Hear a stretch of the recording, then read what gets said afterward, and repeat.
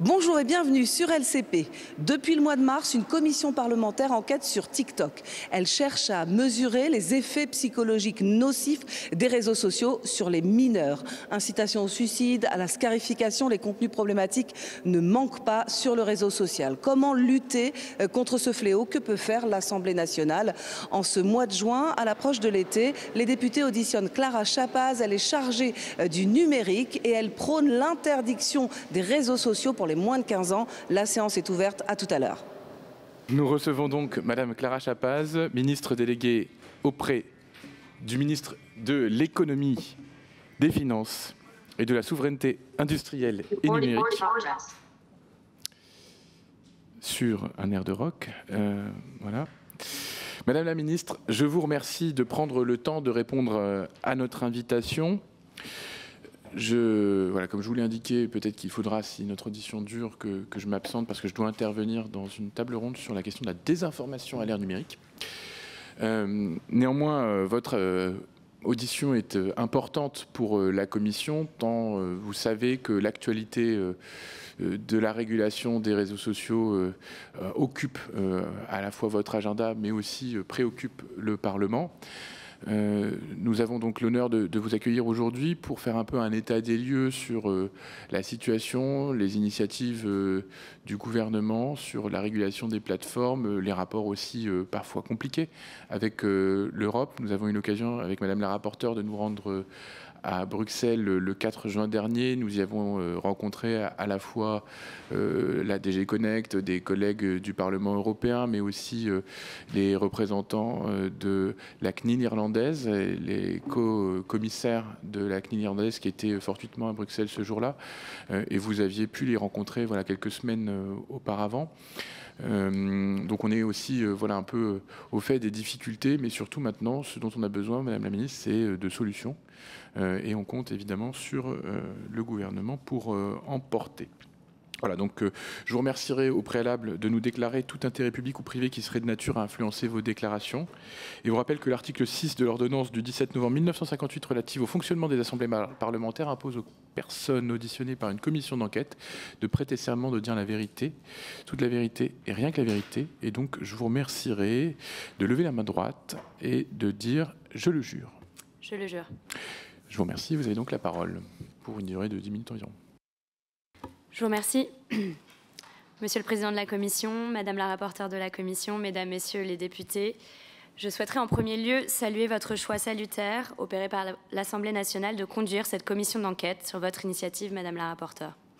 Vous vous emparez avec sérieux et lucidité d'un enjeu crucial de notre temps, l'impact des réseaux sociaux sur les mineurs. Ce que vous examinez ici n'est pas un simple fait de société, ce n'est pas une inquiétude passagère, c'est une question vitale pour notre jeunesse, pour qui les interactions avec le monde se font principalement via les écrans, où ils passent plus de 4 heures par jour. Vous le savez, c'est un sujet qui me tient profondément à cœur et sur lequel j'ai engagé un combat déterminé depuis ma nomination, vous l'avez rappelé. Ce combat, c'est celui d'une interdiction d'accès aux réseaux sociaux avant 15 ans. Un combat que je mène en ligne droite avec les priorités du Président de la République, dans le prolongement des recommandations du rapport de la Commission sur les écrans. Je crois que vous les avez aussi auditionnées. Bien sûr, je suis ministre du numérique et je sais mieux que personne certainement à quel point le numérique, les réseaux sociaux, ce sont des outils formidables. Et je ne veux pas ici dresser un tableau tout noir du numérique. Ce sont des espaces d'opportunité, de liberté, de créativité, d'apprentissage, d'émancipation. Qui n'a pas fait l'expérience heureuse de retrouver parfois un ami de longue date sur les réseaux, de découvrir une information. Mais cela ne doit pas nous empêcher de regarder lucidement leurs dérives et d'y répondre. Car elles existent, ces dérives, elles sont massives, elles sont documentées, elles ont des conséquences concrètes sur la vie de nos enfants. Un consensus scientifique solide émerge aujourd'hui. L'exposition précoce, intensive aux réseaux sociaux chez les adolescents, notamment entre 8 et 15 ans, est associée à des troubles du sommeil, des troubles alimentaires, une augmentation des comportements à risque, un enfermement dans des bulles algorithmiques, une détérioration nette de la santé mentale. Comment justifier qu'un enfant sur 4 dise ressentir de l'anxiété sur les réseaux sociaux? Pire, qu'un enfant sur 5 se réveille la nuit pour vérifier ses réseaux sociaux. À l'échelle de la société, Les premières études montrent que le temps passé sur les réseaux, leurs conséquences sur le développement cognitif, émotionnel des adolescents pourraient d'ailleurs nous coûter de 1 à 2 points de PIB dans l'avenir. C'est un enjeu majeur de santé mentale, c'est un enjeu majeur de société tout court. Nous avons toutes et tous fait l'expérience. Les plateformes peuvent amplifier la dévalorisation de l'image de soi, favoriser les phénomènes de harcèlement, exposer à des contenus violents, pornographiques, encourager des pratiques qui vont jusqu'à l'automutilation. Il suffit de tendre l'oreille aux familles, aux médecins, aux enseignants. Il suffit d'écouter les jeunes eux-mêmes qui d'ailleurs se disent souvent pris dans un tourbillon numérique dont ils ne maîtrisent plus les codes. Pourtant, les chiffres sont implacables. Près de 3 enfants sur 4 en dessous de 13 ans sont déjà sur au moins une plateforme, quand bien même dans les conditions générales d'utilisation de ces dites plateformes, elles sont interdites aux moins de 13 ans.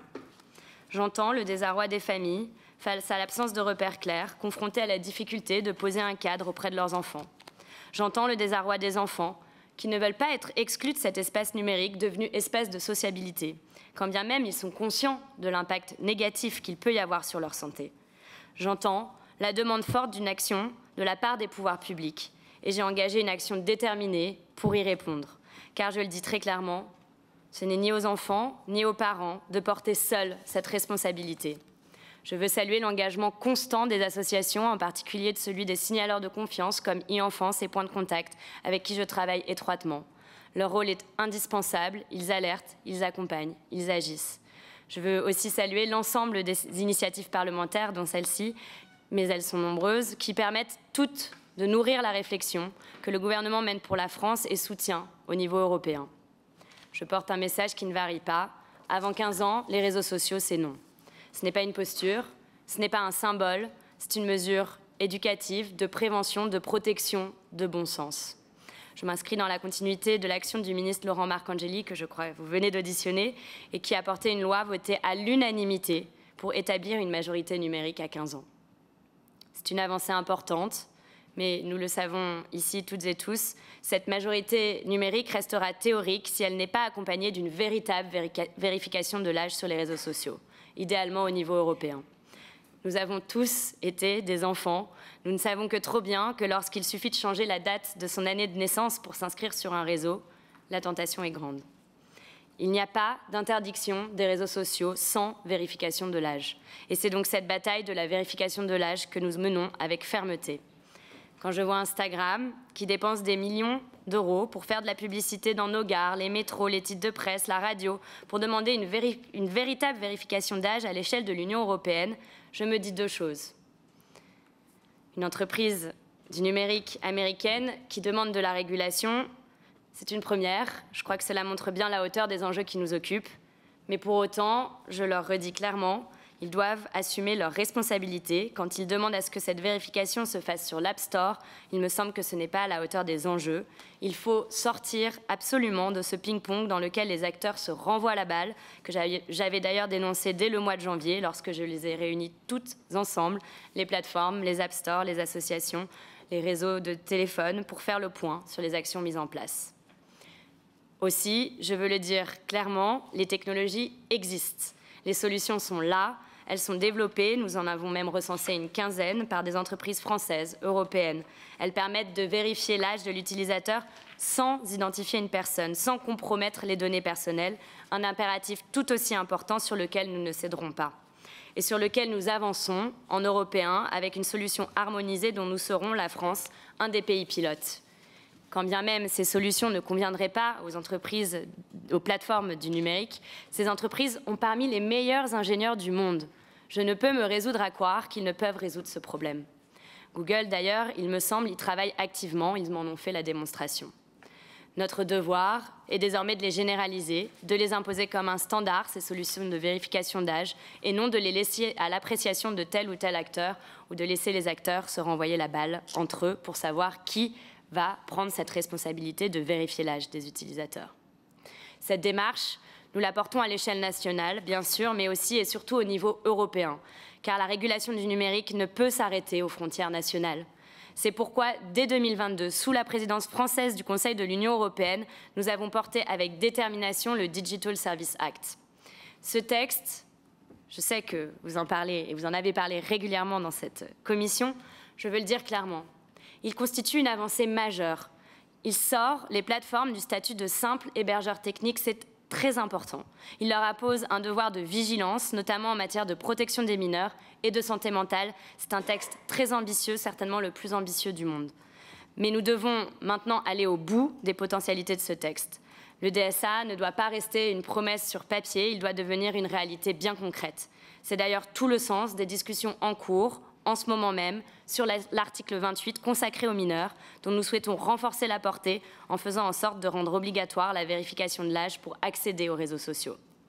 Il s'agit bien d'une mesure appropriée, proportionnée, pour garantir le niveau de protection adéquat de nos enfants, pour reprendre les mots du DSA. Je l'ai dit à la Commission européenne. Je l'ai d'ailleurs fait inscrire à l'ordre du jour du dernier Conseil du numérique avec mes homologues, où une demi-douzaine de pays ont suivi notre position. Nous le redirons d'ailleurs ensemble dans les jours qui viennent, aux côtés de nos collègues ministres de l'Éducation et de la Santé, à l'occasion de prises de position communes avec plusieurs de nos homologues européens. Une première. Aujourd'hui, c'est 13 États membres qui se sont ralliés à notre position. Je crois qu'il faut le réaffirmer haut et fort. L'Europe, forte de ses 450 millions de citoyens, pèse face aux géants du numérique. Et nous assumons, en Européens, cette responsabilité. Je ne lâcherai donc rien pour faire appliquer pleinement ce texte. Si nous n'y parvenons pas, alors je le dis sans détour, nous prendrons des mesures à l'échelle nationale. Nous l'avons déjà fait sur d'autres dossiers. En parallèle, nous agissons concrètement. Lorsque nous avons alerté sur les contenus associés au hashtag SkinnyTalk, nous avons obtenu des résultats. Des ajustements ont été apportés, des contenus, des hashtags ont été retirés, mais soyons lucides, cela n'est pas parfait et cela ne peut pas être un modèle pérenne. Nous ne pouvons pas faire reposer une stratégie de régulation sur l'indignation, l'émotion, la pression ponctuelle. Est-ce qu'il faut sincèrement qu'une ministre de la République se déplace à Dublin à chaque fois qu'un contenu dangereux émerge sur une plateforme? Bien sûr que non. Nous avons posé des règles, nous attendons qu'elles soient respectées et si ce n'est pas le cas, nous prendrons les mesures qui s'imposent. Des enquêtes sont en cours, vous le savez, au niveau de la Commission européenne. Des sanctions, des amendes très lourdes peuvent être prononcées. Et je compte bien que nous allions jusqu'au bout avec la Commission européenne sur cette question. Enfin, je veux vous le dire, notre objectif n'est pas d'interdire pour interdire, car j'entends aussi cette musique monter, mais bien de protéger. Pas punir pour punir, mais de responsabiliser. Je me permets une comparaison que chacun, je crois, comprendra. Nous avons interdit l'alcool avant 18 ans, vous en conviendrez. Nous avons encadré sa publicité, informé sur ses dangers, mis en place des campagnes de prévention. Il nous faut faire la même chose pour les réseaux sociaux, pas par méfiance du progrès, mais pour construire des repères, pour poser des limites, pour accompagner les parents et les jeunes. C'est tout le sens de la stratégie que nous menons avec mes collègues Elisabeth Borne et Catherine Vautrin, sous l'égide du Premier ministre et du Président de la République. Nous avons besoin d'un cadre clair pour les familles, d'outils pour les éducateurs, de dispositifs concrets pour aider les enfants à grandir dans un environnement numérique sûr. Je n'ignore pas la difficulté de ce combat. Vous avez eu l'occasion d'auditionner un certain nombre de personnes très engagées et encore une fois, je veux saluer cet engagement. Ce combat, il bouscule des habitudes, il heurte des intérêts, il suppose du courage. Mais je vous le dis avec gravité, avec conviction, protéger nos enfants en ligne, c'est un défi immense, mais c'est un combat que nous pouvons gagner ici en Europe. Nous allons construire ensemble, nous construisons ensemble une protection à la hauteur de notre époque. Merci encore de votre engagement. Merci de me permettre aujourd'hui d'être à vos côtés pour ce moment important. Merci à tous et je suis bien sûr disposée pour répondre à toutes vos questions. Merci Madame la Ministre, Madame la rapporteure. Merci beaucoup, Monsieur le Président. Merci, Madame la Ministre. Merci déjà de porter ce combat et de la voix qui est la vôtre au sein du gouvernement et à l'échelle européenne et de défendre en effet nos enfants. Merci pour votre propos liminaire qui est en effet déjà très complet. En effet, vous l'avez dit, à l'occasion de beaucoup d'auditions, le DSA est évidemment revenu très régulièrement comme étant un outil qui va nous permettre de réguler cette plateforme à l'échelle européenne. vous en avez un peu parlé, mais on ne peut pas s'empêcher, en effet, de trouver ça trop long, trop lent. Monsieur Marcangeli, juste avant vous, nous expliquait que c'était une espèce de symbole de l'impuissance publique en quelque sorte, parce que voilà, on n'en voit pas véritablement les effets dans nos foyers et sur le terrain. Vous avez dit à plusieurs reprises que vous vouliez avancer à l'échelle européenne, mais que si, en cas de blocage, vous pourriez en effet agir à l'échelle française, nationale. Est-ce que vous pourriez nous expliquer votre stratégie un peu plus concrètement, c'est-à-dire dans quel délai, si jamais ça ne fonctionne pas et que vous n'arrivez pas à trouver un consensus pour agir à l'échelle européenne, vous pourriez prendre vos responsabilités à l'échelle nationale, s'il vous plaît? On prend plusieurs questions d'un coup ou on fait au fil de l'eau? Okay. Ça vous va, ça fluidifie les échanges. Très bien. D'abord, revenir sur le DSA. Parce que j'entends, je veux dire, n'importe qui échange avec des familles, avec des enfants, ou soi-même en fait l'expérience. Vous êtes élu, vous êtes aussi la cible de ce qui peut se passer sur les réseaux sociaux. Le sent et le vit et le subit au quotidien. Tous ces phénomènes qu'on a bien décrits sur les réseaux sociaux et qu'on sait maintenant de façon documentée ont un impact négligeable sur la santé non négligeable sur la santé de nos enfants. Pour autant, je veux rappeler quand même quelque chose. Le DSA, c'est un texte, je crois, dont nous pouvons être fiers. Et ça, je l'assume, parce qu'on a décidé, et c'est notre force en tant qu'Européens, d'être 450 millions d'Européens qui décident d'imposer quelque chose de très fort, c'est de mettre la responsabilité sur les plateformes. Et c'est un cadre qui est unique, qui a été, en tout cas, un des premiers, parce qu'il est maintenant aussi répliqué, par exemple, dans le Online Safety Act au Royaume-Uni, mais qui a été un des premiers à être aussi ambitieux et déterminé sur la responsabilité qui fait peser sur les plateformes. C'est un vrai changement de paradigme, parce qu'on ne considère plus que les plateformes sont des simples hébergeurs techniques, mais qu'ils ont bien une responsabilité sur un certain nombre de prérogatives, et en ce qui nous occupe aujourd'hui, la protection des enfants en ligne. Et ça, je ne laisserai personne nous embarquer dans cette musique, parce que je crois aussi que parfois elle est certainement un petit peu instrumentalisée, de dire que l'Europe est impuissante. L'Europe est forte, l'Europe c'est 450 millions de personnes. Il y a plus de personnes sur TikTok et sur tous les gros réseaux sociaux, Facebook, etc., en Europe qu'il n'y en a aux États-Unis. Et ça nous donne cette force-là d'avoir pu imposer nos règles. Est-ce que je me satisfais du fait que les enquêtes prennent autant de temps? Non, je l'ai rappelé plusieurs fois à la Commission européenne, nous voulons bien sûr aller au bout. J'entends ce que la Commission dit quand ils disent qu'ils veulent des enquêtes solides sur un texte encore relativement récent, qui n'a été transposé que l'année dernière en droit français. Il faut que ces enquêtes soient solides, parce qu'on voit bien que c'est des sujets de société absolument majeurs. Mais oui, nous voulons que ça aille plus vite et nous voulons des changements structurels, mais je crois que les outils sont là. Les outils sont là, parce que quand on voit l'impact des amendes, 6% du chiffre, qui peuvent aller jusqu'à 6% du chiffre d'affaires mondial, que ça peut avoir sur des acteurs économiques et l'impact systémique des changements que l'on peut obtenir grâce à ce texte, moi j'ai confiance dans le fait qu'on a la bonne régulation. Tout autant, il faut l'appliquer, et il faut l'appliquer plus fort et plus vite. Mais il y a eu des bougées, je pense à TikTok Lite, dont vous avez certainement parlé, qui a été une fonctionnalité qui a été retirée sur le marché européen grâce à cet outil qui est le nôtre, et il y en aura d'autres. Les enquêtes sont en cours et elles iront au bout. On fera tout pour qu'elles aillent au bout et qu'elles y aillent le plus vite possible, parce que c'est bien un sujet absolument urgent. Vous le savez, il y a 3 enquêtes en cours d'ailleurs sur le réseau social dont nous parlons aujourd'hui, TikTok. Une enquête sur le design, une enquête sur TikTok Lite qui est clos, je le disais, et une enquête aussi sur les ingérences. Donc nous suivons de très près avec la Commission, ce sont des enquêtes, donc nous n'avons bien sûr pas toutes les informations, parce que qui dit enquête dit procédure, mais nous suivons de très près et nous nous assurons qu'elles aillent au bout, comme d'ailleurs la Commission est allée au bout sur des enquêtes d'un texte aussi récent, le DMA. Je pense par exemple à Meta et Apple qui ont été condamnés il n'y a pas si longtemps que ça. Sur la question du coup des avancées européennes versus nationales. On est dans un moment charnière. Je pense que la voix de la France est entendue sur cette question et je m'en réjouis, où nous avons, comme je le disais dans mon propos liminaire, dans les 3 mois, je me donne 3 mois, qui sont devant nous, une opportunité unique. C'est celle de définir justement grâce au DSA de façon précise ce que l'on entend que les plateformes mettent en place pour protéger les mineurs. Et je veux être très claire, la première des protections, c'est de connaître l'âge des utilisateurs. Parce qu'on peut faire plein de super fonctionnalités, des comptes adolescents, etc., que je salue. Ce sont de très bonnes initiatives, mais tant qu'on ne sait pas quel âge la personne a, c'est un peu inopérant. Et donc, le combat que l'on mène en ce moment, c'est de s'assurer que dans ces lignes directrices, nous ayons de façon très claire la vérification de l'âge sur les réseaux sociaux. Pas de l'estimation, mais bien de la vérification, parce qu'il me semble que c'est la base de tout système de protection. Donc, comment on mène ce combat? On le mène au niveau européen. Comme je vous le disais, on l'a fait inscrire à l'ordre du jour du Conseil du numérique il y a maintenant une dizaine de jours.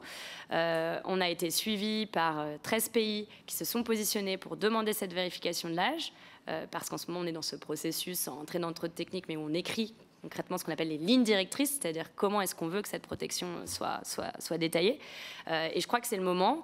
La Commission européenne connaît très bien notre position. Comme je vous le disais, nous avons aussi rallié les ministres de l'Éducation et bien sûr aussi côté santé pour avoir des prises de position fortes sur cette question-là, parce que si nous avons la possibilité d'imposer la vérification de l'âge, ensuite nous travaillerons avec la Commission, et j'ai déjà beaucoup commencé et entamé ces travaux en ce sens, pour qu'au niveau national, on puisse être libre d'imposer l'âge que l'on veut et trouver les voies de passage juridiques qui nous permettent de le faire. Parce que, ça, j'entends que certains pays ont peut-être d'autres indications de l'âge minimum qu'elles voudraient sur les plateformes. Donc je plaide pour une harmonisation de la vérification d'âge et qu'ensuite on ait, nous, la possibilité, en droit national, de pouvoir imposer les 15 ans comme étant l'âge auquel on peut accéder au réseau. Et si nous n'arrivions pas à l'obtenir au niveau européen, mais encore une fois, je fais tout pour que cela arrive, il nous faudra étudier toutes les voies nationales en bonne relation avec la Commission, qui nous sait très attentif et très déterminé sur cette question-là. Et je crois qu'on en parlera peut-être, vous avez auditionné Laurent Marcangeli, pour pouvoir s'assurer que ce que l'on décide ici puisse être opérant, et en termes de procédure et en termes de voies réglementaires. Donc il y a plusieurs pistes qui sont sur la table, mais chaque combat l'un après l'autre. Le premier, c'est la vérification de l'âge au niveau européen. Et on avance. Merci. Madame la rapporteure. Merci beaucoup. Alors, je reviens peut-être un petit peu en arrière sur le sujet. Vous l'avez vu, notre commission d'enquête, elle a voulu cibler sur TikTok. Et en effet, vous avez parlé des réseaux sociaux comme étant voilà, la source d'expériences qui peuvent être évidemment bénéfiques. Le fait de pouvoir retrouver quelqu'un qu'on n'a pas vu depuis longtemps. De toute évidence, c'est quand on discute avec les jeunes, TikTok n'a pas forcément vocation à cela. C'est-à-dire que même la messagerie est très peu utilisée. Et TikTok, c'est vraiment le fait de visionner des vidéos en boucle sur un fil continu et infini. Est-ce que vous diriez qu'il y a une spécificité de TikTok aujourd'hui et comment vous abordez-vous les différents réseaux sociaux à ce titre ? Oui, moi, ce n'est pas mon rôle en tant que ministre du numérique d'avoir un jugement de valeur sur tel ou tel réseau. Par contre, mon rôle, c'est de faire en sorte qu'ils respectent tous nos règles. Et de travailler en relation de grande proximité avec la Commission pour ce faire. Donc, par exemple, quand sur TikTok, je vois la tendance Skinny Talk, deux choses. J'alerte et je dénonce, mais je saisis aussi l'ARCOM et la Commission européenne pour ouvrir une enquête sur ce phénomène-là. Mais je l'aurais fait de la même manière, peu importe la plateforme, parce que la protection des mineurs, c'est leur responsabilité. Et ça, je pense qu'il faut être très clair, c'est déjà leur responsabilité dans le DSA. Donc, il y a plusieurs enquêtes en cours. TikTok n'est pas la seule plateforme. Il y a des enquêtes sur le réseau social X, sur d'autres, pour différentes raisons. Je veux que toutes ces enquêtes aillent au bout, parce que les heures qui sont passées sur les réseaux, peu importe les réseaux confondus, que passent les Européennes, les Européens, les Françaises et les Français sur ces réseaux, doivent être faites dans le cadre de nos règles. Merci beaucoup. Je pose une question et puis après je te laisse la parole. Je reviens du coup sur la vérification de l'âge. Lorsqu'on est allé évidemment à Bruxelles, on a eu ce sujet qui était en effet central et qui nous a été expliqué par différents membres, notamment de la Commission européenne et la DG Connect, avec en effet ce sujet vérification ou estimation. Peut-être que vous pouvez nous en parler de ce combat que vous menez pour que ça soit vraiment la vérification et non pas une simple estimation. On a entendu parler du mini-wallet et puis du projet plus large de vérification avec le e-wallet. Est-ce que vous pouvez peut-être nous en dire un petit peu plus, nous dire si vous travaillez aussi sur une réduction des délais, parce qu'on voit bien que ça peut être potentiellement long. Est-ce que vous pouvez nous en dire un petit peu plus ? Merci. La question de la vérification ou de l'estimation, en fait, c'est de dire est-ce que en entrant sur le réseau social, on veut que la plateforme soit responsable de vérifier l'âge.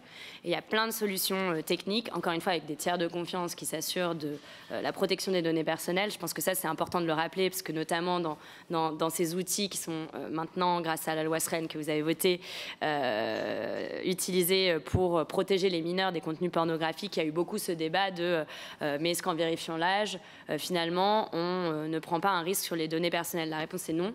Le référentiel qui a été établi pour les sites de contenu pornographique par l'ARCOM avec l'aide de la CNIL est très clair.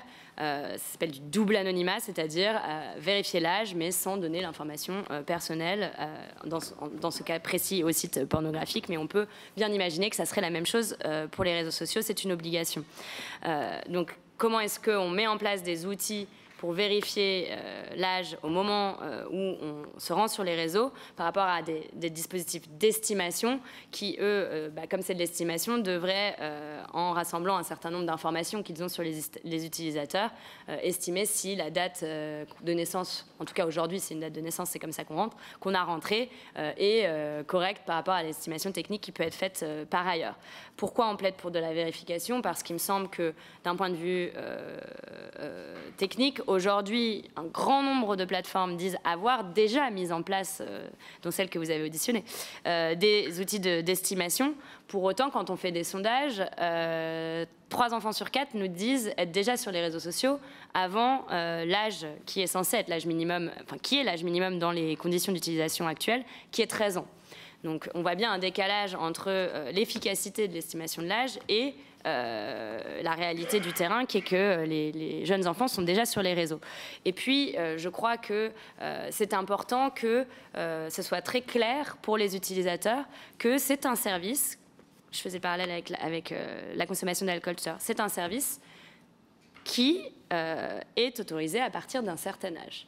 Et pour ça, le fait de vérifier l'âge quand on rentre, il me semble que c'est la façon la plus claire de porter ce message-là. De la même façon que quand on va acheter de l'alcool, il faut prouver qu'on a soi-même plus de 18 ans. C'est comme ça, je crois aussi, qu'on posera ce cadre clair. Parce que ce qui est important dans cette régulation, c'est à la fois de dire il y a un âge auquel on peut accéder, cet âge c'est le même pour tout le monde, et on fait en sorte qu'il soit respecté, mais ça nous permet aussi de poser un cadre. Je crois que les familles attendent. Parce que quand je discute avec les parents, je fais souvent un exercice qu'on appelle les cafés IA, où on parle d'IA partout sur le territoire. Il n'y a pas une seule fois où on ne dévie pas sur les réseaux sociaux. Pas une seule fois. Tous les parents m'interpellent sur cette question. Vous le savez mieux que personne, vous avez rencontré je ne sais combien de parents pour préparer cette commission d'enquête. Et je crois que la difficulté qui est la leur, le désarroi des parents aujourd'hui, c'est aussi qu'il est difficile, et je l'entends, de dire nous, dans notre famille, on va prendre cette décision-là et ça va être cet âge-là. Et c'est pour ça que la régulation est un outil. C'est que quand les plateformes elles-mêmes ne prennent pas leur responsabilité de s'assurer de l'âge de leurs utilisateurs, si on dit maintenant c'est obligatoire de vérifier l'âge, ça permet aussi aux familles de s'appuyer sur cette régulation pour fixer un cadre. Donc je pense que c'est absolument fondamental. Sur les outils qui existent, on en a recensé, je le disais, quinzaine en début d'année dans le cadre des discussions avec les sites pornographiques pour leur présenter des solutions. Encore une fois, je pense que techniquement, c'est un défi que beaucoup de plateformes sont capables de résoudre elles-mêmes. Mais les solutions existent en double anonymat.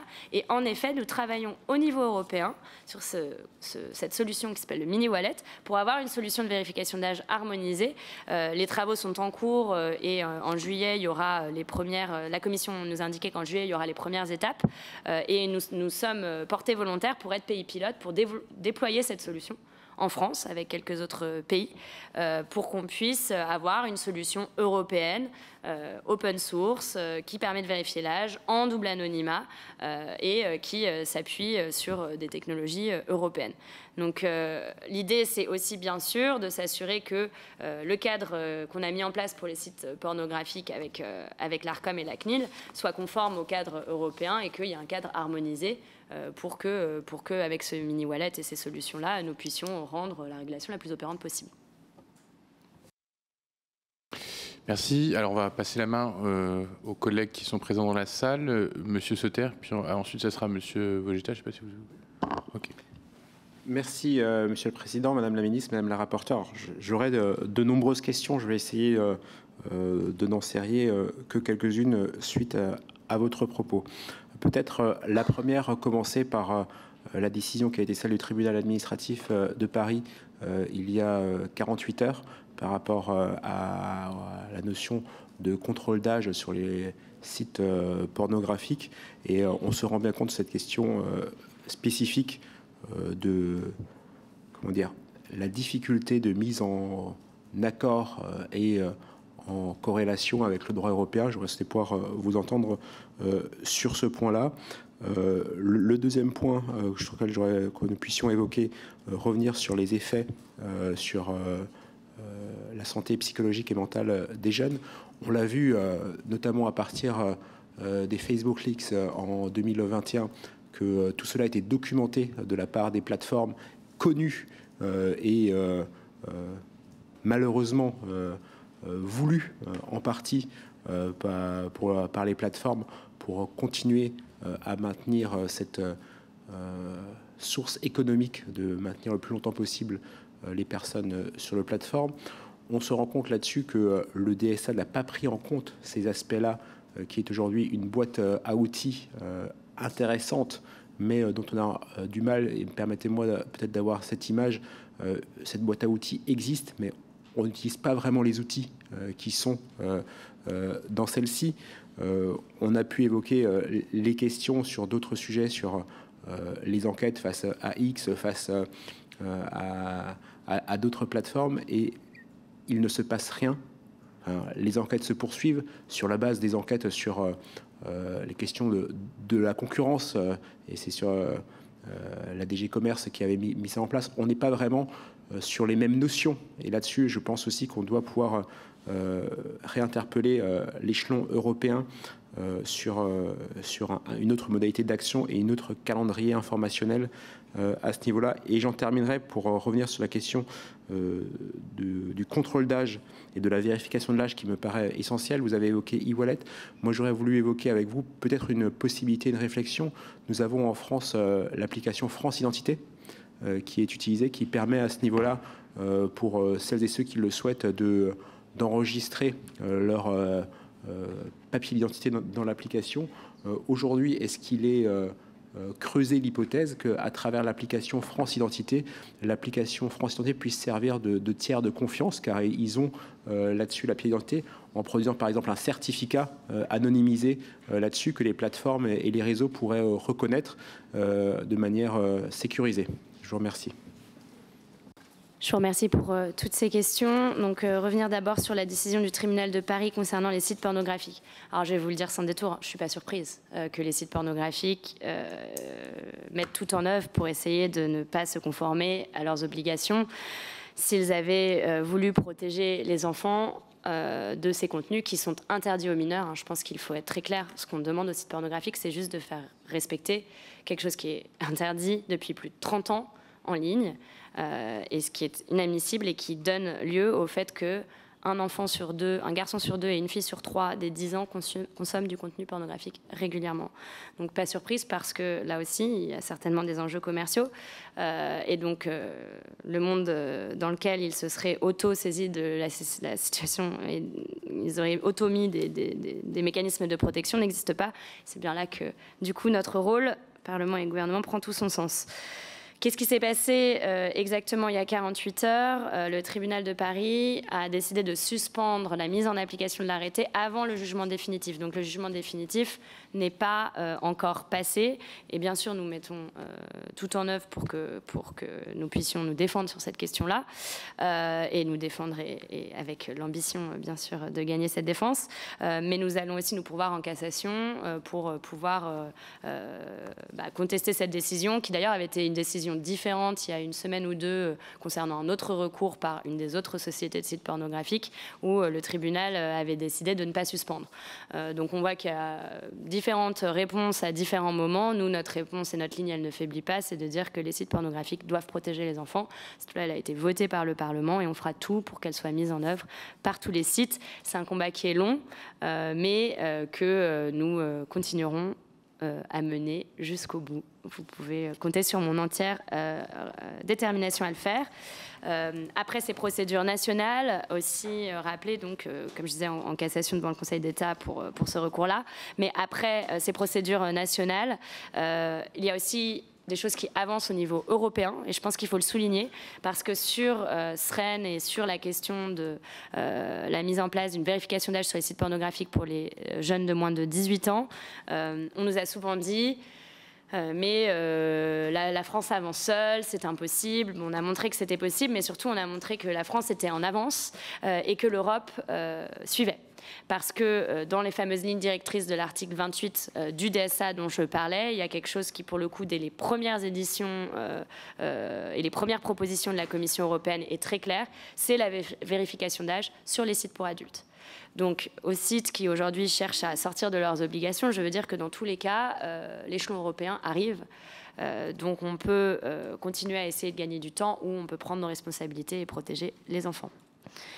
Sur la question des effets sur la santé mentale qui sont documentés et votre sentiment que finalement le DSA n'est pas allé au bout sur un certain nombre d'enquêtes. Je l'ai dit en propos liminaire, je vous rejoins. Bien sûr que je veux que les enquêtes aillent plus vite parce que chaque jour qui passe, c'est des contenus comme Skinny Talk qui sont vus par 500 millions, je crois, de jeunes filles sur l'application TikTok et qui incitent à l'extrême maigreur, qui disent des choses du type, pour en avoir fait l'expérience directement sur mon propre fil, puisqu'à ce moment-là j'ai passé un petit peu de temps sur cette plateforme, qu'il faut mieux être vite que vilaine, que quand ton estomac gargouille, c'est qu'il t'applaudit.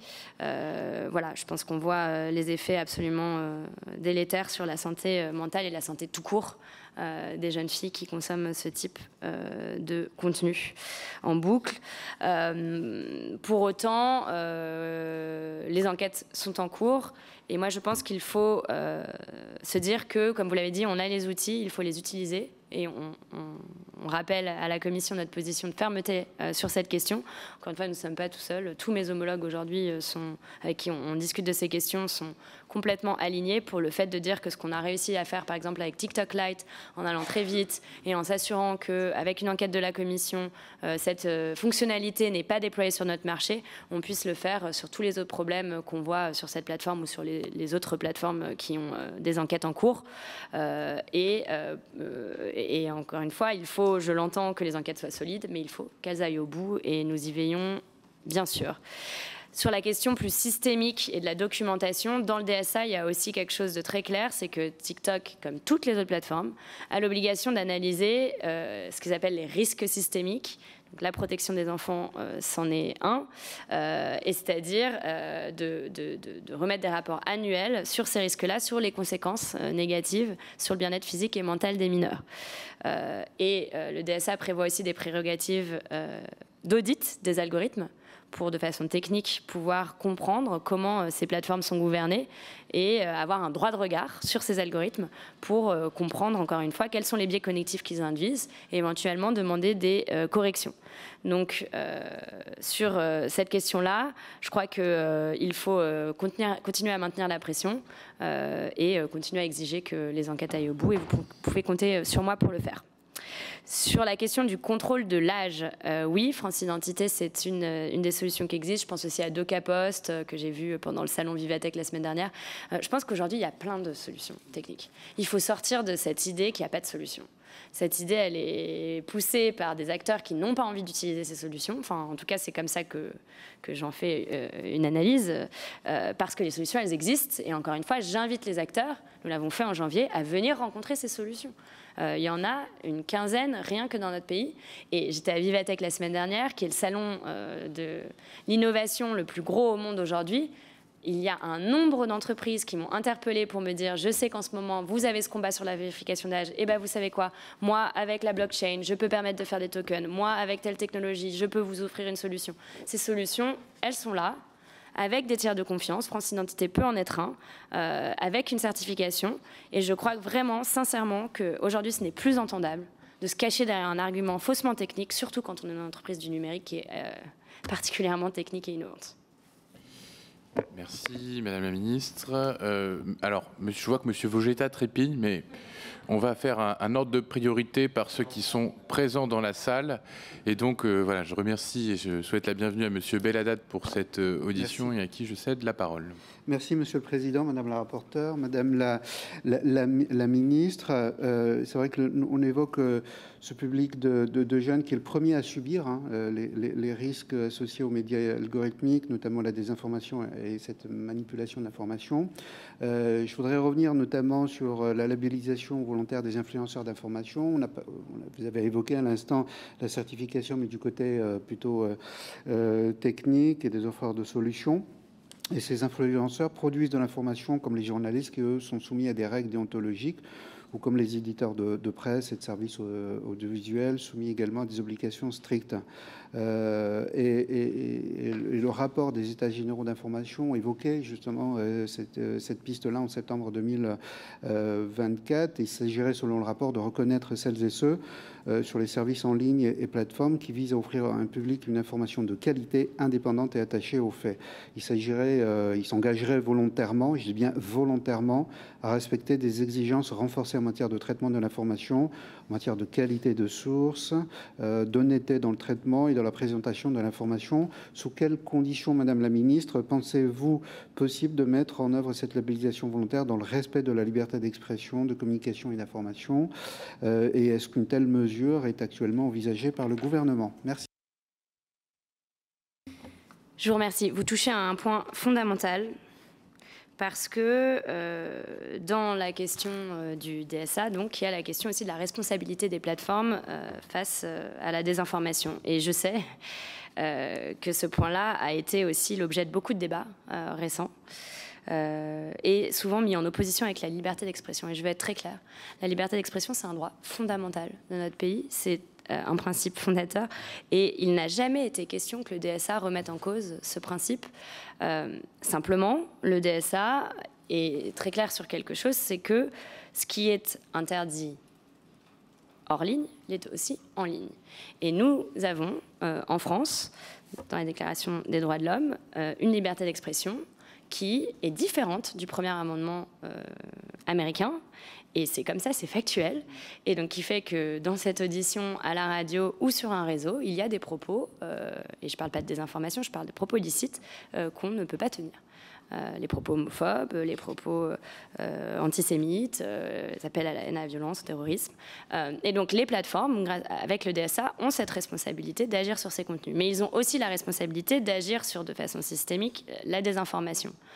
Bien sûr, ça pose un certain nombre de questions de comment ils le font, mais de façon exactement sur la même façon que la protection des mineurs, les obligations sont claires.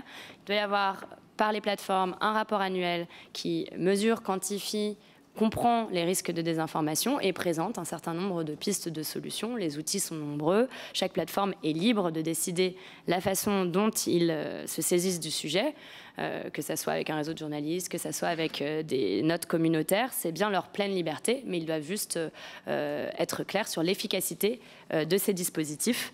Ils doivent aussi être parce que le DSA le demande, clair sur le fait qu'ils ont une obligation de coopérer avec les chercheurs agréés pour travailler sur ces questions-là. Il y a aussi des enquêtes en cours sur un certain nombre de plateformes et qui iront au bout et qui détermineront si oui ou non ces dispositifs sont efficaces. Vous m'interrogez aussi sur la question de la responsabilité des producteurs de contenu eux-mêmes, des fameux influenceurs, et de la qualité de l'information qu'ils donnent. Je pense qu'il faut s'arrêter une seconde et se dire que certains nombres d'études, je pense à l'étude qui a été menée par SoftSkill notamment, montrent qu'aujourd'hui, les plus jeunes ont autant confiance dans l'information qui leur est rapportée par les influenceurs, les créateurs de contenu, qu'ils ne l'ont par des titres de presse. C'est la réalité du monde dans lequel on vit.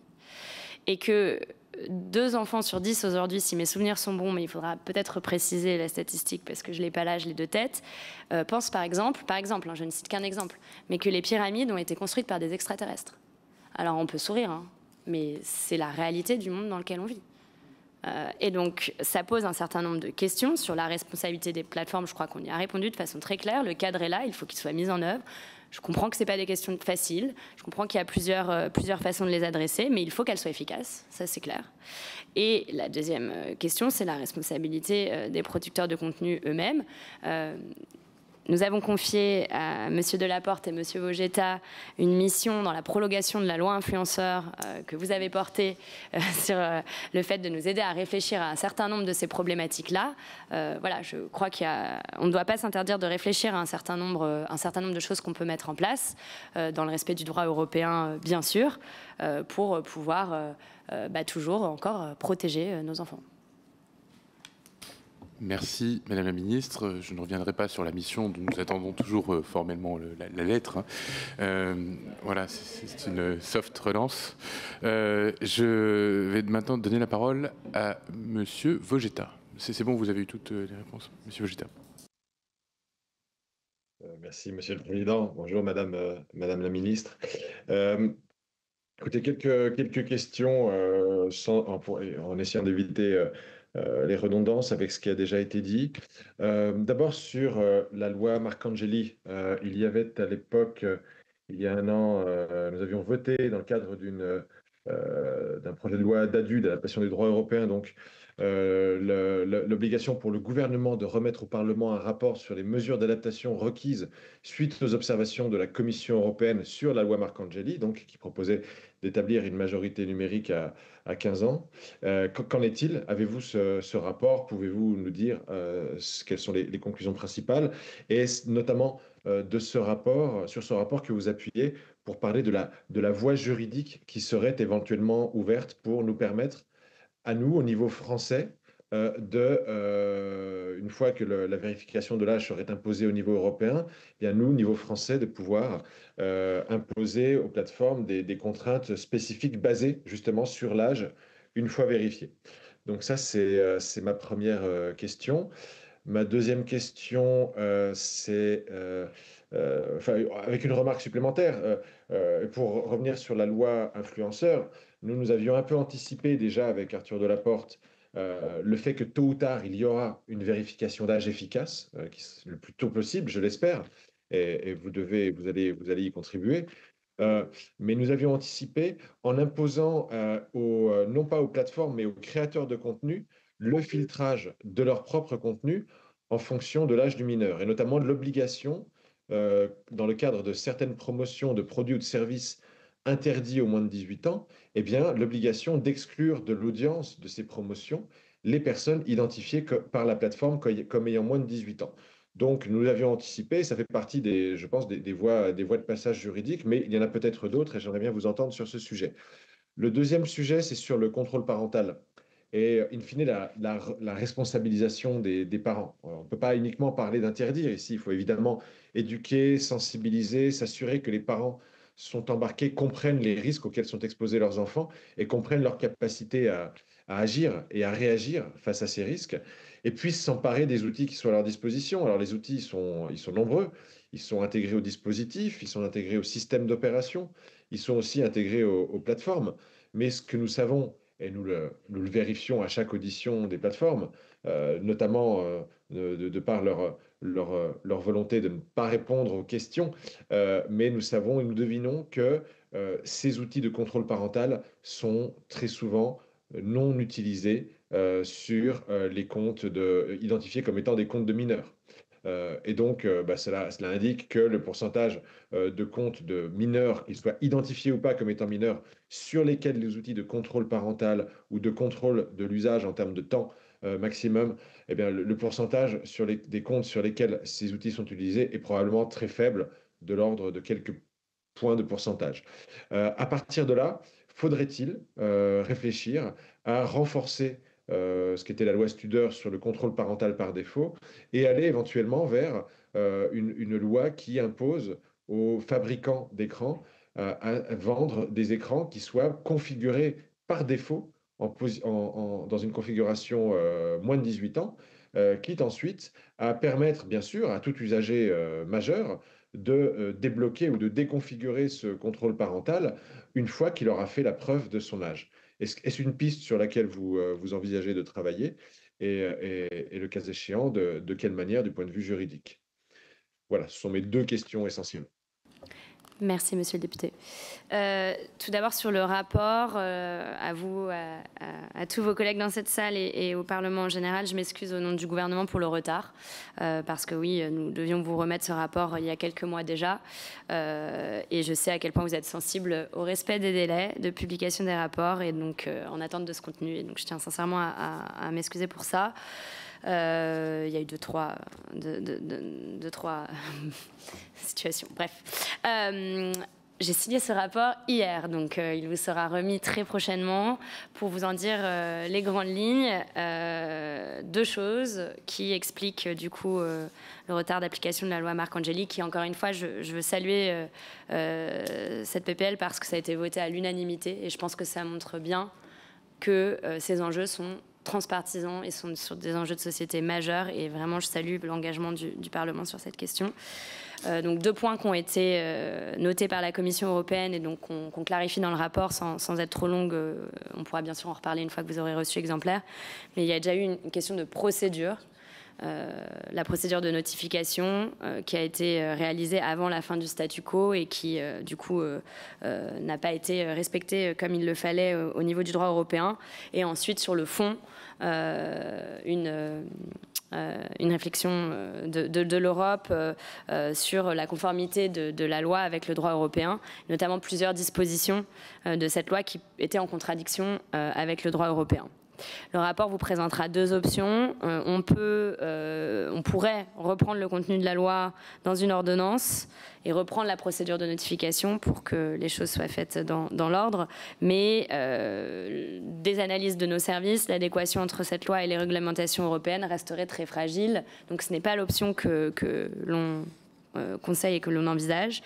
Deux, qui est l'option pour laquelle aujourd'hui je mets ma volonté politique, c'est qu'au niveau européen, on puisse instaurer cette vérification d'âge et la possibilité pour chaque État membre de déterminer l'âge auquel l'accès des réseaux sociaux est autorisé, qui soit en adéquation avec les lignes directrices du DSA qu'on est en train de rédiger au moment où on se parle.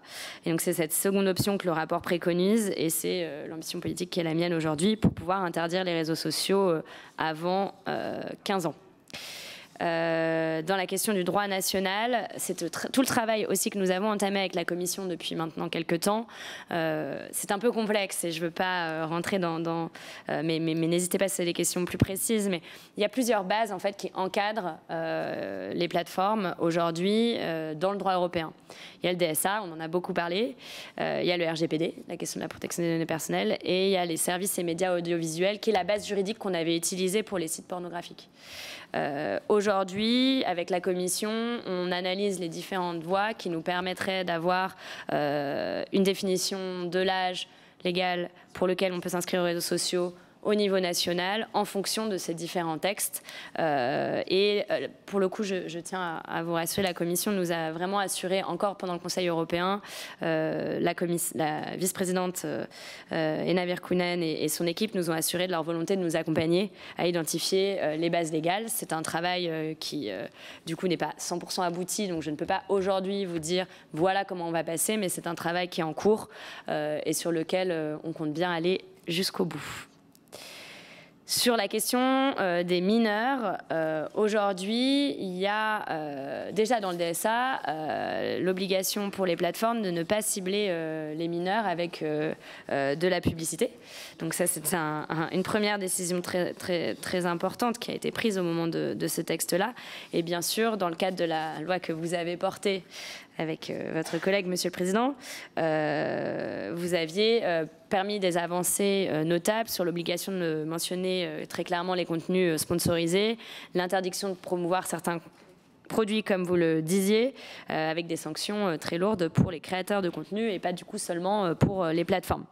L'interdiction, vous le disiez, de faire apparaître aussi des produits qui sont interdits aux mineurs dans des publicités menées par les influenceurs pour ces mineurs avec les audiences, et l'interdiction aussi que je salue de faire apparaître des enfants dans les contenus commerciaux sans l'autorisation. Donc je pense que tous ces travaux-là vont dans le même sens, d'une responsabilisation et d'une protection accrue de nos mineurs en ligne. Nous nous sommes aussi entretenus avec le vice-président McGrath sur la question du Digital Fairness Act, qui regarde attentivement une partie des travaux qui avaient été menés par vous, par la France, sur la question de l'influence commerciale en ligne, pour réfléchir au niveau européen à ce qu'on pourrait mettre en place. Donc je pense qu'encore une fois, on a été en avance sur cette question-là. C'est pas un combat facile, c'est un combat en effet sur lequel il reste un certain nombre de choses à mettre en place, notamment la vérification de l'âge, qui me semble en effet être la base pour que tout ça soit opérant sur la question des audiences. Mais je crois que c'est un combat sur lequel on montre la voie et c'est bien sûr une bonne chose. Sur la question des parents, du rôle des parents et surtout des outils qui sont mis à leur disposition. Je salue le travail qui avait été fait par votre ancien collègue, monsieur le député Studer, sur la question du contrôle parental, pour imposer que des dispositifs de contrôle parentaux soient mis dans les différents appareils et préinstallés. Nous avons d'ailleurs fait une réunion avec Catherine Vautrin, la ministre de la Santé, du travail des familles, sur cette question-là, avec les opérateurs téléphoniques aussi, pour suivre dans quelle mesure les opérateurs téléphoniques peuvent nous donner des indications très claires sur comment les contrôles parentaux que proposent les opérateurs téléphoniques sont utilisés aujourd'hui. Est-ce qu'ils sont connus des parents? Est-ce qu'ils sont utilisés? Est-ce qu'ils sont mis en œuvre? Et nous garderons ce suivi de proximité. Après, je pense, et vous l'avez très justement dit, qu'il faut être conscient de la situation. Les plateformes aussi ont des dispositifs de contrôle parentaux pour certaines et nous disent de façon d'ailleurs très honnête qu'aujourd'hui, ils ne sont pas massivement utilisés. Je pense que c'est une question... En effet, il y a une question réglementaire. Est-ce qu'on veut aller plus loin? Est-ce qu'on veut faire par défaut? Je ne m'interdis pas de regarder toutes les options. Et puis, il y a une question d'éducation. Je le disais dans mon propos liminaire. Je pense que tout le travail qui est fait avec cette commission d'enquête, tout le travail qui est fait avec le Parlement sur toutes ces initiatives, tout le travail que l'on mène au gouvernement doit aussi nous permettre d'avoir un vrai débat de société autour de la question que les écrans et la place que les écrans prennent dans la vie de nos enfants et des conséquences bien réelles sur leur santé, pour pouvoir donner un certain nombre de pistes aux familles. Et la question de l'éducation à ces outils de contrôle parentaux en est bien sûr un. Donc nous y serons attentifs, parce que je pense qu'aujourd'hui, la plupart des parents, quand on les questionne, il y a des études qui montrent que 3/4 des parents sont bien sûr favorables à ces outils-là, mais encore 60% presque d'entre eux ne les utilisent pas. Donc il y a une question d'éducation, de sensibilisation, d'accompagnement à laquelle on doit être attentif, parce que je vous suis complètement sur cette question-là. Avoir les règles, c'est très bien, mais ça ne suffit pas. Il faut aussi bien sûr accompagner. Et donc on y prendra toute notre part. Merci. Alors, Madame la Ministre, je vais peut-être vous amener à préciser la nature de la marge de manœuvre nationale, parce que c'est vrai que voilà, nous, on est le législateur national, on réfléchit sur les possibilités d'agir plus rapidement, en tout cas, puisque vous évoquiez le DFA, et quand on est allé à Bruxelles, on a dit que c'était à horizon 2029, par exemple. Donc s'il faut attendre un nouveau DSA ou un DFA, on peut toujours attendre. Donc voilà, quelle est notre marge d'agilité? Est-ce qu'on peut rentrer un peu dans les détails? Je crois que Madame la rapporteure avait une question complémentaire. Oui, exactement. Oui, si vous pouvez nous préciser en effet les échanges que vous avez actuellement avec la Commission et peut-être les premières conclusions, même provisoires, que vous avez sur le cadre qui nous permettrait, nous, de légiférer là-dessus. Et si vous trouvez en effet une façon de pouvoir légiférer au niveau national, est-ce que dans ce cas-là, vous avez dans votre réflexion l'idée de pouvoir ensuite sortir les décrets d'application de la loi Marcangeli sans avoir besoin peut-être de légiférer sur le sujet? Oui, c'est une question importante. De façon claire, je n'aurai pas toutes les réponses que vous me demandez aujourd'hui. On peut vous revenir avec plus de précision, mais comme vous le voyez bien, c'est une discussion qui est en cours de construction. Donc on étudie toutes les pistes, donc un certain nombre de pistes. On n'a pas encore été au bout de l'analyse pour vous répondre de façon précise entre les différents tests que j'ai cités tout à l'heure, DSA, DMA, SMA, RGPD, lesquels sont les meilleurs leviers pour avancer. Pour autant, quelle est la marge nationale claire? Déjà, de façon très claire et unie, porter d'une même voix le fait que ce sujet, c'est une priorité de la représentation nationale, du gouvernement. Je salue d'ailleurs aussi vos collègues du Sénat. Catherine Morin-Desailly a fait une PPRE sur cette question-là, je crois, qui est sortie hier ou avant-hier, en tout cas cette semaine, qu'on a une volonté très forte et assumée d'aller plus loin pour protéger les mineurs en ligne, qu'on arrive à rassembler au niveau européen pour le faire. Au moment même où on est en train de préciser dans le DSA les lignes directrices et les obligations des plateformes sur la protection des mineurs, c'est pour moi extrêmement précieux et actionnable parce que on est aujourd'hui dans le moment où on peut agir sur cette question-là. Et c'est pour ça que j'ai dit que je me donne 3 mois parce que c'est vraiment maintenant. Ensuite, si on prend les choses dans l'ordre, on a, et vous le verrez dans le rapport, étudié les différentes possibilités d'avancer en droit national avec la loi Marcangeli telle qu'elle. Il faudrait prendre une ordonnance. Le problème le plus complexe de la loi, c'est qu'il y a la question de l'autorité de suspension. Puisque nous avons confié à la Commission européenne pour les très grandes plateformes, donc les très grands réseaux sociaux, que sont notamment celui qui occupe cette commission, la Commission européenne comme autorité de régulation. Donc non seulement ça serait très long, parce qu'on estime qu'il faudra à peu près 1 an, il faudra un DADU, une certaine rédaction, mais aussi, il me semble que ça serait peu opérant de partir de cette loi-là telle qu'elle à cause de ce problème-là. Donc ce n'est pas le schéma vers lequel on se dirige. Pour autant, on étudie toutes les pistes pour que ça soit le plus opérant possible. Et encore une fois, je pense qu'il faut le rappeler, la Commission européenne, dans les derniers échanges des dernières semaines, on se parle très régulièrement sur cette question-là, a vraiment fait preuve d'une volonté assumée de nous aider à trouver les voies de passage. Donc j'entends que c'est compliqué, c'est long, mais je pense qu'il faut rappeler quand même que ce qu'on a décidé de faire en Europe, c'est absolument fondamental et on ne peut le faire que parce qu'on est 450 millions d'Européens. Et moi, je suis très fière d'être européenne parce que, oui, ce sont parfois des procédures longues, mais quand les enquêtes qui sont en cours iront au bout et si certaines des enquêtes décident, je pense que les plateformes manquent à leurs obligations, que les amendes sont donc prononcées, je pense que ça sera un moment fondateur pour ce combat-là et donc il ne faut pas non plus dévaloriser le chemin qui est fait par l'Europe sur cette question. Merci beaucoup. Ouais, vous avez parfaitement raison. On en a, je pense, pas forcément toujours conscience. Et d'ailleurs, c'est peut-être l'occasion de rendre hommage aussi à Thierry Breton, un Français dont on a vu quand on s'est déplacé à Bruxelles qu'il était un peu une star aux yeux de certains parlementaires européens. Non, mais c'est vrai, parce qu'il a fait un travail colossal. Et en fait, peut-être que nous, Français, n'avons pas forcément conscience de ça. Et c'est quand même dommage. Et donc, on peut peut-être quand même lui rendre encore une fois hommage pour l'ampleur du travail qui a été le sien. Je voulais simplement vous poser une question peut-être un petit peu décalée, mais sur la question, enfin pas tant que ça d'ailleurs, mais sur la question de la sensibilisation des parents, des enfants, et je rentre un peu plus dans le détail, on a eu le sentiment à travers les auditions, que ce soit des parents de victimes, mais aussi des parents d'élèves, des associations de parents d'élèves, d'une forme un peu d'incompréhension, de se dire, en fait, voilà, la commission écran en plus est arrivée là-dessus, on nous alerte sur les écrans, l'impact des écrans, du numérique sur nos enfants, et puis en fait c'est l'éducation nationale elle-même qui, même si nous on fait de la résistance en tant que famille à ne pas confier de téléphone à nos enfants, à ne pas favoriser les écrans chez nous, c'est finalement l'école elle-même qui arrive et qui voilà, met un écran entre les mains de nos enfants. Évidemment, il y a les applications Pronote, etc., qui sont en cause. Et voilà, quel regard vous portez là-dessus? On a auditionné évidemment la direction de l'éducation nationale et on avait, enfin moi en tout cas c'est personnel, j'avais un peu le sentiment que ça prenait du temps pour saisir l'impact de la commission écran et le mettre en œuvre ensuite au sein même de l'éducation nationale.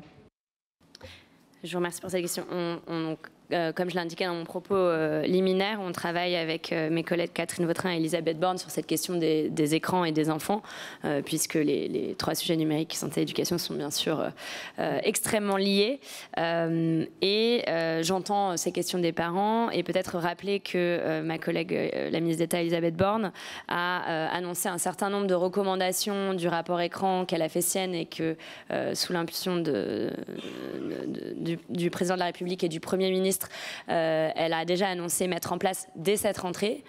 C'est la question de ce qu'on appelle la pause numérique au collège, c'est-à-dire pas de téléphone portable dans les collèges. Je pense que c'est une mesure qui était attendue et qui sera positive justement pour renforcer l'adéquation du discours, disons, notamment dans le cadre de l'école. Et elle a annoncé aussi, il y a quelques semaines de ça, lorsqu'on était ensemble pour lancer le défi des 10 jours sans écran, on aura peut-être l'occasion d'y revenir, qu'elle voulait mettre en place une pause sur les notifications Pronote, notamment dans les heures nocturnes et à certaines heures du week-end. Le cadre, je crois, n'est pas encore précisé, il faudra vérifier, mais est en cours d'écriture, parce que ça fait aussi partie, je crois, des recommandations, des problématiques soulevées par les parents et certainement des recommandations mentionnées par la commission écran. Donc vous assurez que nous sommes très déterminés à travailler ensemble pour mettre en place les recommandations du rapport. Ce sont les premières que nous avons sélectionnées. Catherine Vautrin a aussi annoncé il y a quelques jours l'interdiction des écrans pour les moins de 3 ans. Pour pouvoir aussi donner ce cadre clair dans les familles, important, de la même façon que la loi dite anti-fessée qu'avait porté Adrien Taquet a permis, je pense, de mettre le doigt sur cette problématique et un cadre très clair dans les familles, de pouvoir dire les écrans avant 3 ans c'est interdit, c'est donner une règle qui est la même pour tous et donner un cadre qui facilite les discussions et toute cette partie parents-enfants.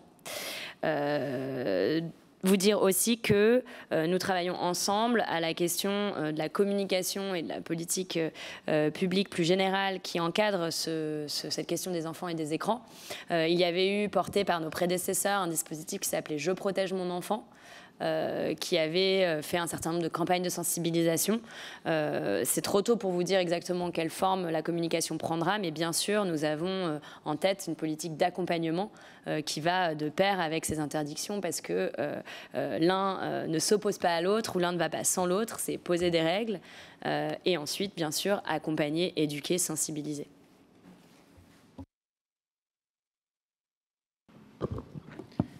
Merci Madame la rapporteure. Madame la ministre, peut-être pour continuer dans cette question de la communication et de la prévention. Dans votre propos liminaire, vous avez évoqué une plateforme qui a dépensé, je pense, des sommes considérables pour une forme de jeu de ping-pong en disant « c'est pas moi, c'est à l'autre de faire » sur la protection des mineurs. On se rend bien compte là-dessus qu'il y a une volonté peut-être affichée, mais qui a aussi une volonté de se dédouaner, de se déresponsabiliser des plateformes, qui est un peu, à mon sens, une forme de facilité de leur part de vouloir s'en laver les mains.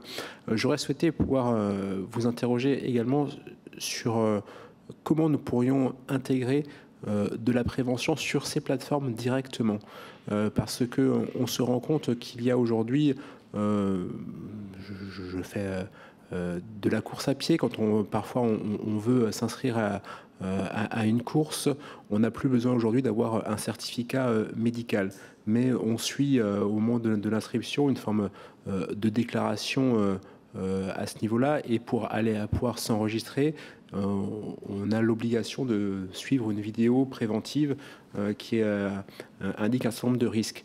À quel moment ne pourrions-nous pas avoir un dialogue sans l'obliger, mais aussi dans une volonté, on l'a encore vu quand on a auditionné les plateformes il y a 48 heures, qui, la main sur le cœur, nous déclaraient que leur système économique nécessitait d'être le plus propre et le plus sain possible, avoir au bout d'un certain nombre de temps de présence continue sur ces plateformes, d'avoir des vidéos obligatoires qui, en quelque sorte, bloqueraient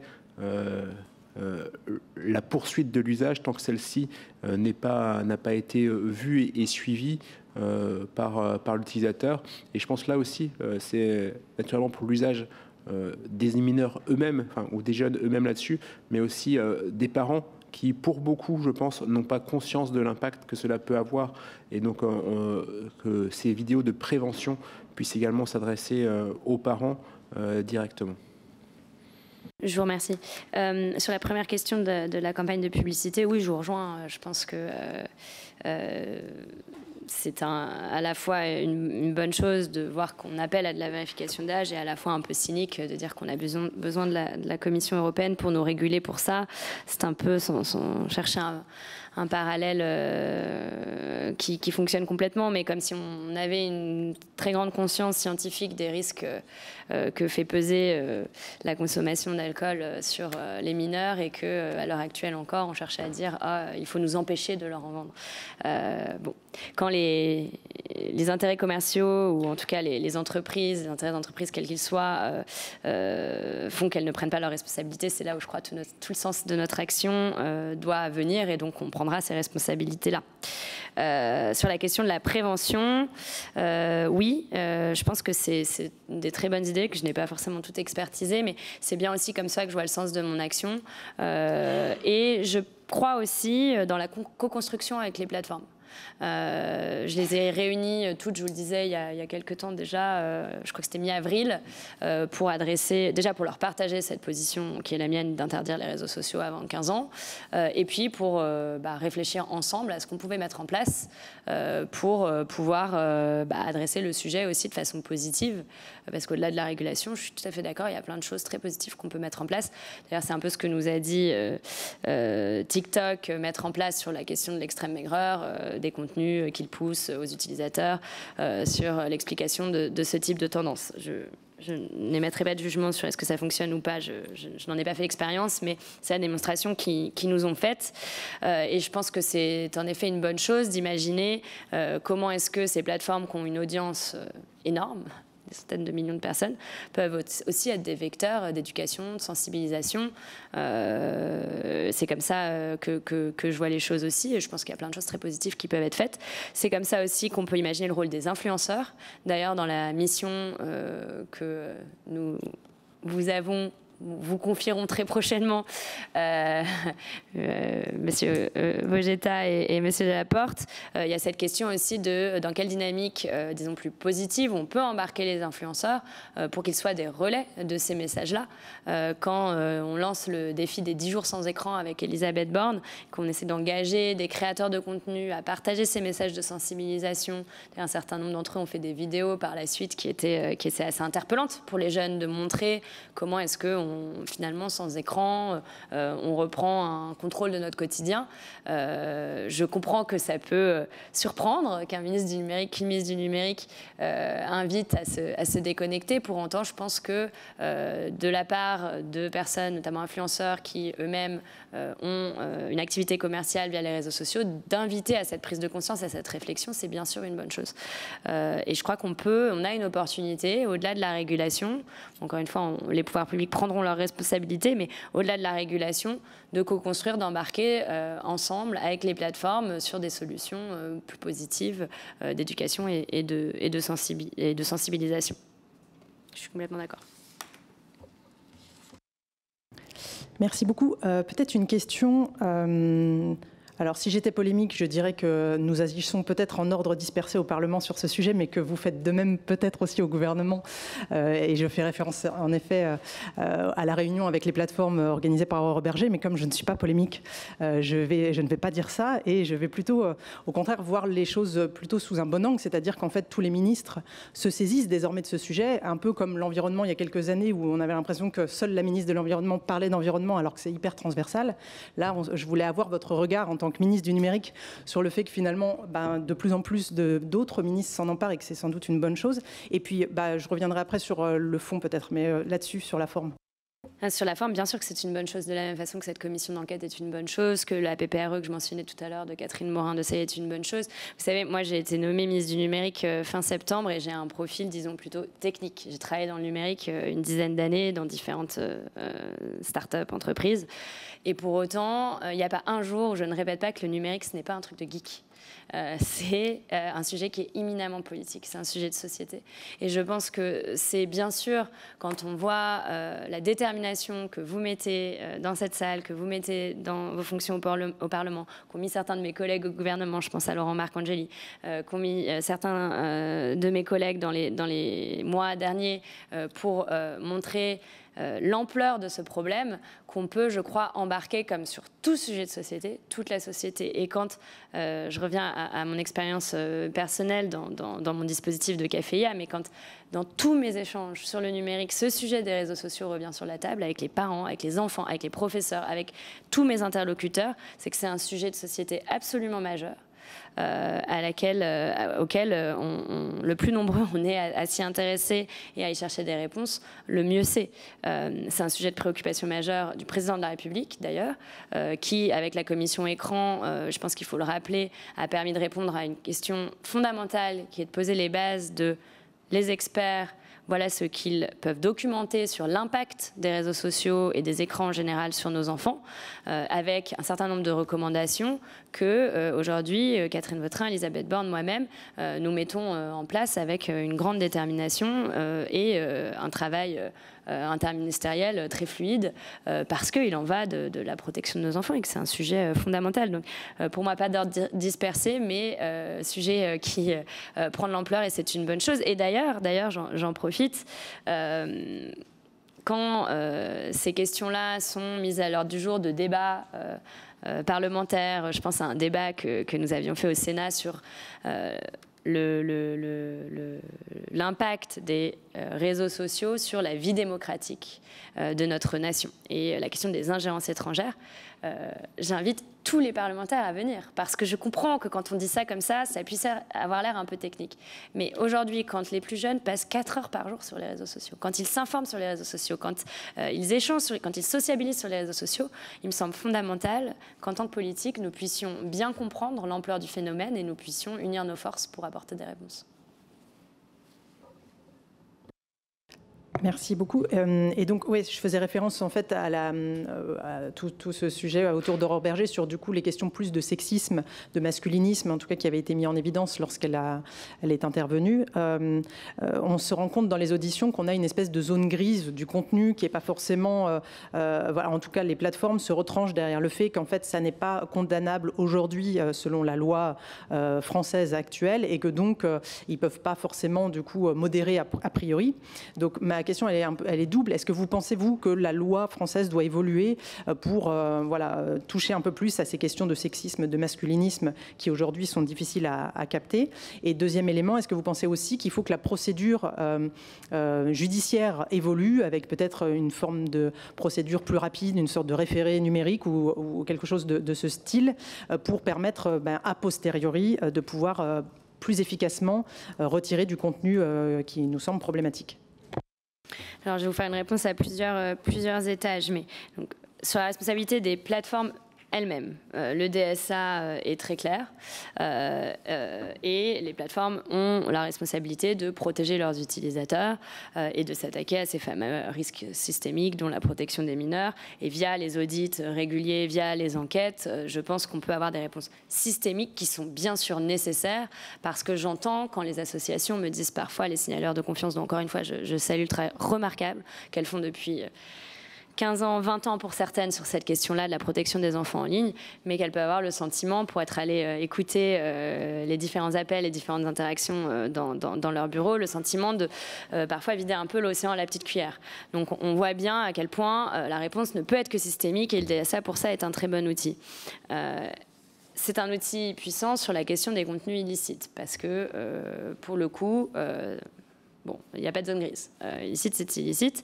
Et donc, ils ont une responsabilité, ils ont une procédure à respecter. Quand on tombe sur les autres types de problématiques, en effet, c'est un peu plus compliqué. Mais je crois que c'est plus compliqué dans le monde physique comme dans le monde numérique. Ce n'est pas une question numérique, finalement. Donc, est-ce qu'il faut une loi qui permet d'aller plus loin sur ce type de contenu? Là, je laisserai ma collègue Aurore Bergé répondre parce que c'est bien sûr elle qui est experte de ces sujets. Mais les discours de haine, quels qu'ils soient, dans le DSA, sont des discours qui ne sont pas autorisés sur les plateformes. Donc, l'articulation entre discours de haine et masculinisme, sexisme, est-ce qu'elle est assez claire dans le droit national actuel? Honnêtement, je ne peux pas vous répondre. Et je laisserai Aurore Bergé vous répondre. Pour autant, les risques systémiques, y compris le risque de masculinisme, dans le DSA, c'est très clair, c'est quelque chose qui est la responsabilité des plateformes. Sur la question des procédures judiciaires, c'est un sujet que j'ai commencé à regarder aussi de près parce que ça fait écho à la question qui m'a été posée hier aux questions au gouvernement. On revient souvent sur cette question de l'anonymat en ligne et je tiens à rappeler qu'il n'y a pas d'anonymat en ligne. Il y a un pseudonymat qui, de façon assez caractérisée maintenant, peut encourager des discours de haine, des comportements qui sont absolument répréhensibles, mais qu'aujourd'hui, ces comportements sont bien punis de la même chose en ligne qu'hors ligne. Il n'y a pas d'impunité en ligne. Je crois que ça, il faut vraiment le rappeler. Quand Thomas Joly est victime de cyberharcèlement, c'est 7 personnes qui sont condamnées jusqu'à 8 mois de prison avec sursis. Après, j'entends que c'est une procédure qui a été assez longue, je crois plusieurs mois, 7 mois de mémoire, et que du coup, c'est pas forcément satisfaisant. Et ce qu'on peut trouver en lien avec Gérald Darmanin, une manière de faire qui soit plus opérante, de raccourcir les délais, c'est quelque chose qu'il faudra qu'on regarde ensemble. Mais je tiens à être très claire, les propos qui ne sont pas autorisés dans le monde physique ne sont pas autorisés non plus en ligne. Il n'y a pas d'impunité en ligne et il n'y a pas d'anonymat quand de tels contenus et de tels propos sont proférés sur les réseaux. On retrouve les personnes grâce à l'adresse IP, grâce aux données de connexion que la plateforme a l'obligation de conserver justement pour ce type de problématique et les personnes sont punies. Je pense que c'est important de le dire. Merci. Dans le prolongement peut-être de cette question, on nous a souvent dit que la lutte contre le terrorisme et ce qu'on peut faire en ligne aujourd'hui était une forme de modèle. Est-ce que vous avez aussi déjà entendu ça? Et dans les moyens aussi de lutter contre notamment les influenceurs et les contenus problématiques qu'ils peuvent avoir, est-ce que vous avez un regard que vous portez sur aujourd'hui la répression des fraudes ou d'autres formes de sanctions qui peuvent leur être infligées? Alors en effet, le président de cette commission va sans doute travailler là-dessus, mais voilà, est-ce que vous avez aussi une réflexion déjà là-dessus pour faire évoluer le droit? Alors, dans le cadre de la loi influenceur, il y a un certain nombre d'obligations qui ont été mises sur les influenceurs de respecter, je l'ai rappelé tout à l'heure, et l'autorité de contrôle a maintenant, du coup, le pouvoir, tous les décrets ne sont pas encore passés, mais le pouvoir de commencer à mettre en œuvre cette loi. Donc, on sera très vigilant, on a échangé avec la DGCCRF sur cette question, de s'assurer que maintenant qu'on a les outils, on est sur le point de les avoir pour un certain nombre des décrets qui restent à passer, mais on pourra ensuite, bien sûr, les faire appliquer et rappeler la responsabilité des influenceurs qui est la leur dans le cadre de cette loi-là. Est-ce que ça va assez loin? Est-ce qu'on peut faire plus? C'est tout le sens de la mission qu'on a confiée à Arthur Delaporte et Stéphane Vogetta pour potentiellement étendre, dans le respect du cadre européen, parce qu'on veut des lois qui puissent ensuite être appliquées, et un certain nombre de responsabilités pour répondre aux problématiques. Donc ça, c'est un travail qui portera ses fruits dans les mois à venir et que je suivrai bien sûr avec une grande attention. Je pense une dernière question, mais sur votre relation avec les plateformes, comment vous les décririez aujourd'hui? Et est-ce que vous, même si en effet ça n'est pas votre rôle premier, vous l'avez dit tout à l'heure sur Skinny Talk, est-ce que c'est à une ministre du gouvernement d'aller à Dublin pour soulever une problématique, sachant qu'il peut y en avoir potentiellement énormément de ce genre de contenu? Est-ce que vous avez quand même au sein de votre cabinet une espèce de vigie qui peut signaler, en tout cas qui relève les contenus problématiques et qui régulièrement les signale malgré tout aux plateformes en dépit de ce rôle qui normalement est d'ailleurs exercé parfaitement, vous l'avez dit, par les signaleurs de confiance? Oui, bien sûr, c'est le rôle des signaleurs de confiance, c'est bien sûr aussi le rôle de l'ARCOM, c'est le rôle des citoyens tout court. Dans la loi SREN, il y avait la question de la réserve citoyenne du numérique, sur laquelle on est en train de travailler au moment où on se parle, pour pouvoir aussi s'appuyer sur les citoyens qui ont envie de participer à ce projet-là. Après, comme ministre du numérique, bien sûr que je suis très attentive à ces questions-là, et bien sûr que quand quelque chose comme Skinny Talk arrive, je me sens dans mon rôle de le signaler à l'ARCOM, de le signaler à la Commission européenne et puis de mettre tout en œuvre pour obtenir des réponses des plateformes elles-mêmes, et que quand elles me disent qu'elles n'ont pas le pouvoir de changer les choses en France mais qu'il faut aller voir à Dublin, ma réponse est donc d'aller à Dublin. Quand à Dublin ils me disent qu'il faut aller à Los Angeles, j'aurais dit que j'allais aller à Los Angeles, mais on s'est arrêté là. ils ont agi avant, et je continuerai de le faire, mais c'est pas une réponse systémique. Je pense que comme tout sujet éminemment politique politique, vu que le numérique c'est devenu un sujet très politique. L'engagement du politique, en tout cas ma façon de voir les choses, c'est qu'il ira par là s'il doit aller par là. Mais le travail de fond que nous faisons sur le DSA, notamment sur les lignes directrices, c'est le travail le plus fondamental et on continuera à le faire parce que oui, encore une fois, quand les associations me disent qu'elles vident à la petite cuillère les comportements problématiques qu'elles voient sur les réseaux, je l'entends.